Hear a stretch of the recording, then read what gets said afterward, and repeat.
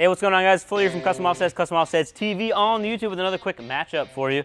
Probably should slow down so you understand what I'm saying. So the matchup series, if you don't know what we're talking about, basically we show you what a certain size tire looks like on a certain size wheel. So today we got a pretty big one. This is the Dropstar 652. This is a 22 by 14.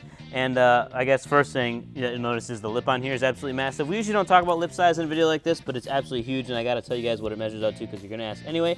10 inches on a 14-inch wide wheel. So pretty massive. But the tire that it's wrapped in is a 37 13.5 amp mud terrain attack. So one thing that I noticed is it still looks like it has some sidewall protection here, even though this is a 13.5-inch wide tire on a 14-inch wide wheel.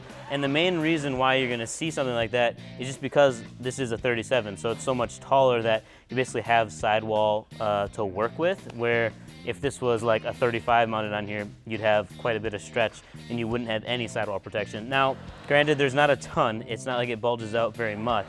But it does come out just a little bit, so you do have some protection on the rim of your wheel.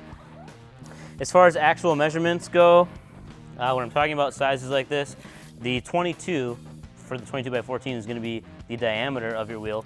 14 then is going to be your width, so that's this measurement here, how deep it is. And then tire size, 37 by 13.5. We're talking 37 inches tall by 13.5 wide across there. Actual traction path, if you measure just the lugs here, you're looking at about, actually it comes almost exactly out to 13.5 inches, so pretty impressive. A lot of guys you'll see will short you just a hair, depending on what tires you go with. So AMP is a less expensive tire that's out there too, so just keep that in mind if you're looking for something. These are a good option if you don't want to spend a ton of money, but essentially that's your matchup. We'll look at sidewall height. All the way to the top of the lugs, you're talking 5 3/4.